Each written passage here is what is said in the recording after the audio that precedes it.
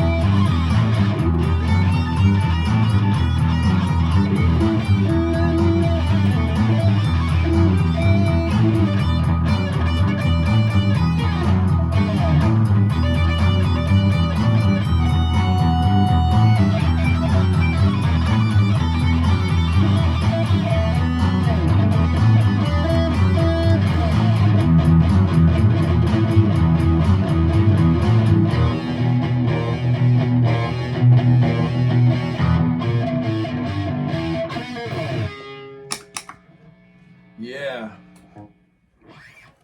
So, what did I do? Well, first I adjusted the pickups yet again. Put this here back on. So,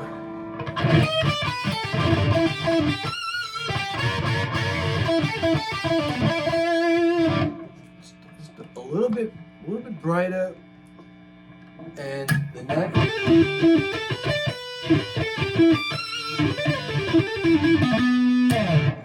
So, what I did was, again, I adjusted the magnets inside to make this just a little bit more brighter and make this a little bit less thick, full, woolly kind of sounding. So I brought the pickups up a little bit on this here, on the 1, 2, and 3.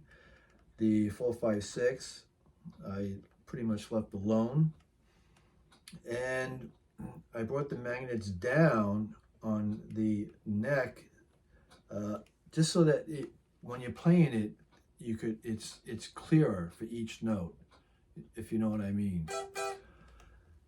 So, and that's something that I'm always doing with my guitars. This probably, and I've done so many videos on this guitar, I apologize in advance. I probably had 4 more in the can that I deleted because I was like, did I do every video with this guitar?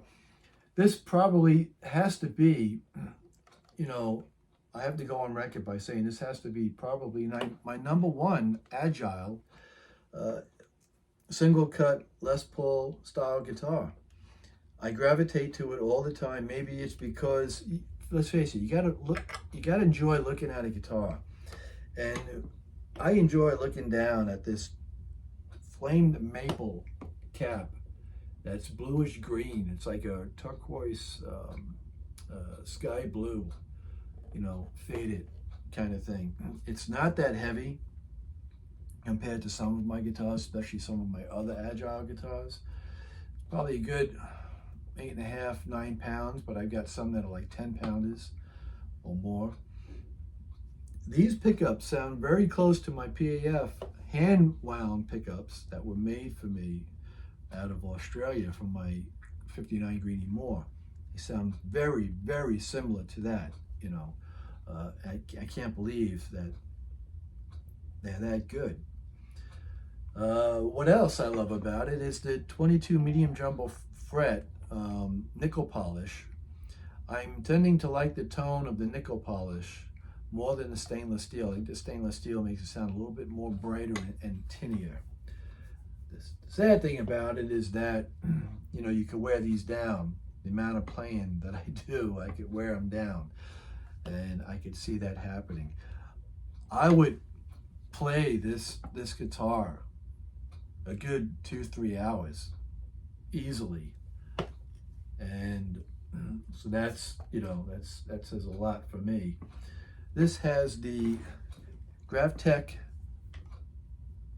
bridge tailpieces separate with the GravTech nut on an ebony fingerboard with the abalone inlays that just look amazing. And I love that it starts here where they should and not at the neck like some of the other Agiles. Real deal Grover tuners. And that's what I did to the back. Yeah, now that I flipped it over, that's what I've done. This is the 3010 series. And I think the ones that I've had between 3000 and 3010, I think that the pickups sound amazing. They're very close to, like I said, a PAF kind of pickup. So the ones that are 3100 and 3200s, because I have those as well, they sound different.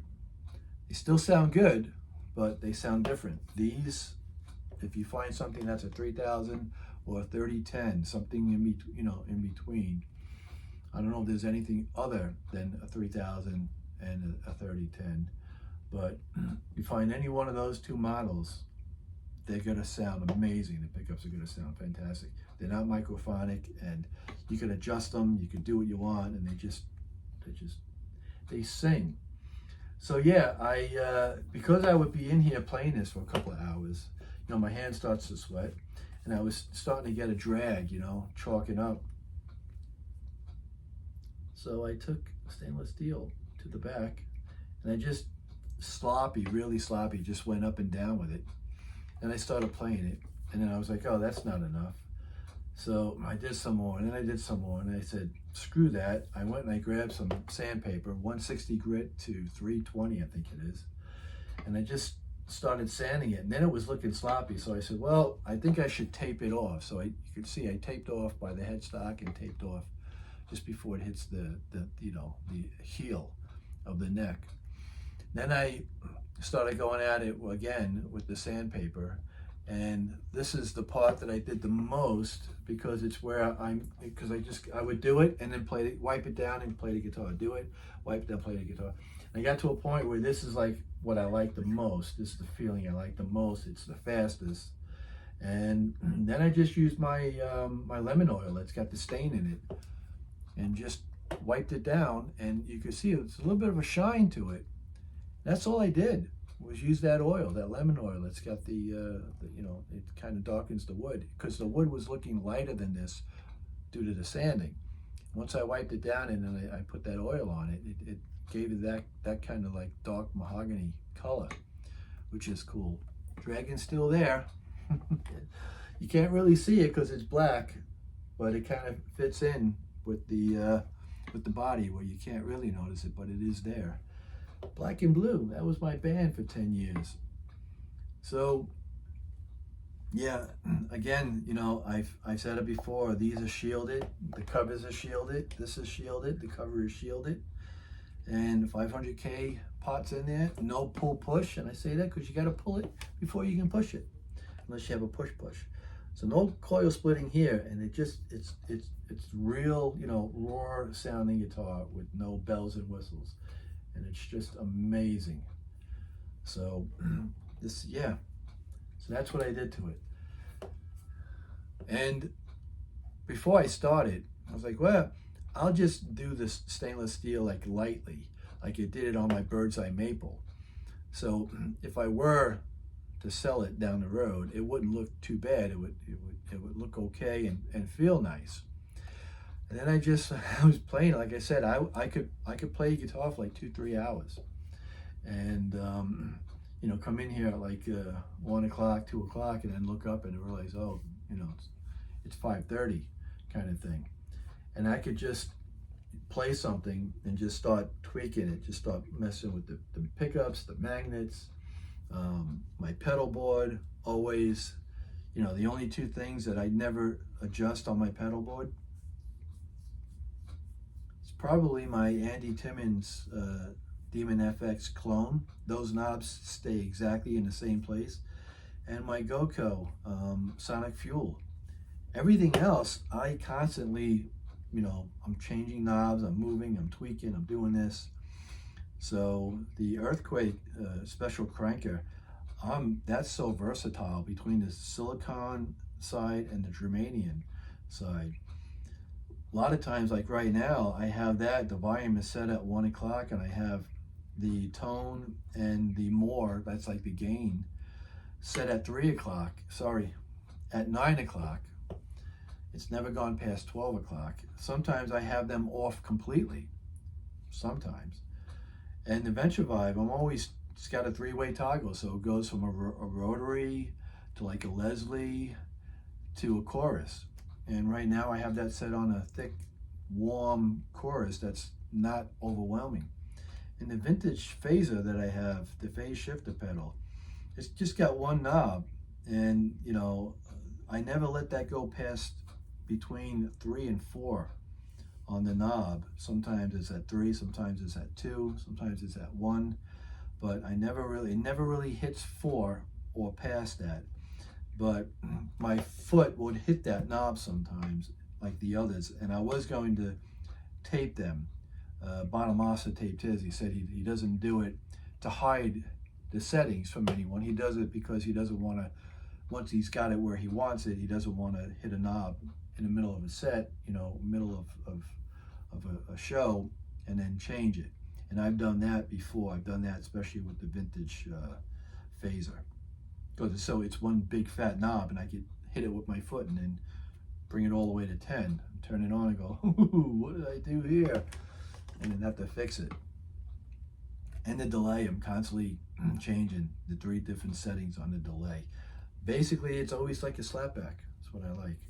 So, but yeah, I figured this isn't going anywhere. I can't say that really. I do say it at times, but then I don't have it, you know, a couple of months down the road.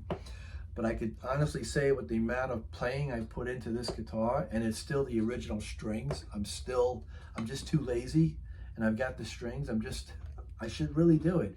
Restring it, you know, polish up the fingerboard, and there's like 10s on here, and put 9s on here. When I grab something with a 9 gauge, I almost feel like, I almost think I'm gonna snap the string, because I really bend the hell out of it. And I should stick with 1 gauge, and I'll tell you why. Because you get accustomed of bending, you know, and you get like a feel for it. And when you have something that, I went from 9s to 10s, when I started bending 10s, I wasn't bending it and hitting the note that I wanted.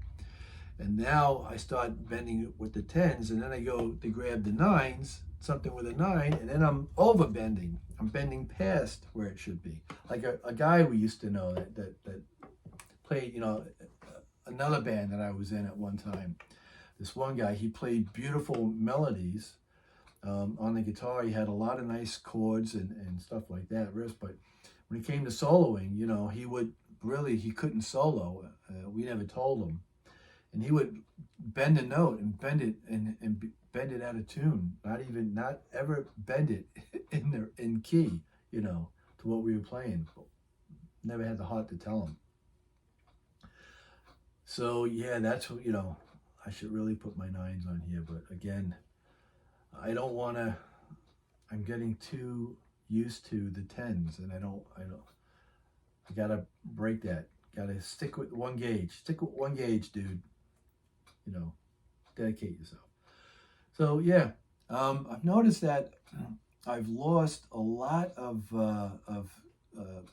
regular comments from people that, you know, I become friendly with through my YouTube channel. And I don't know if it's because my rhetoric on different points of views that I've mentioned before. If so, then, you know, I'm sorry I lost you. I'm sorry that, you know, I offended you or pissed you off, or you took what I said to heart all the wrong way.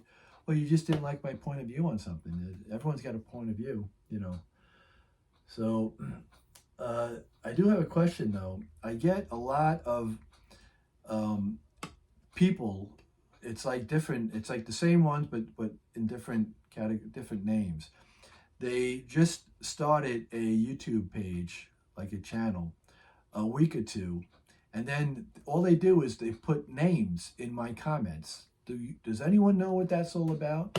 I would have, like, you know, like Joe Blow, you know, Tom, Dick, and Harry, whatever, different names, and that's it.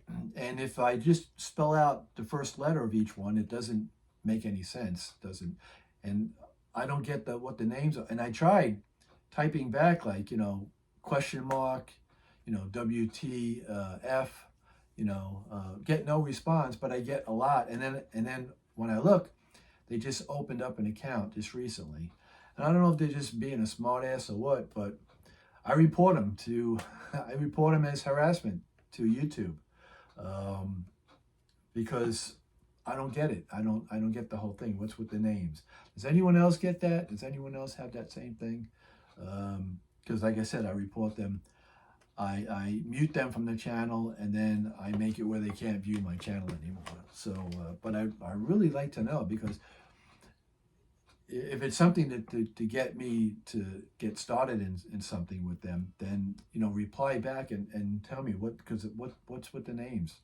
I don't know.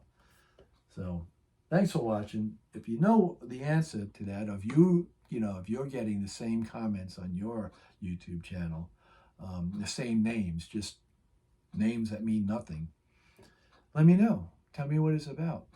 Tell me what it's about. All right, thanks for watching. Have a good day and better tomorrow.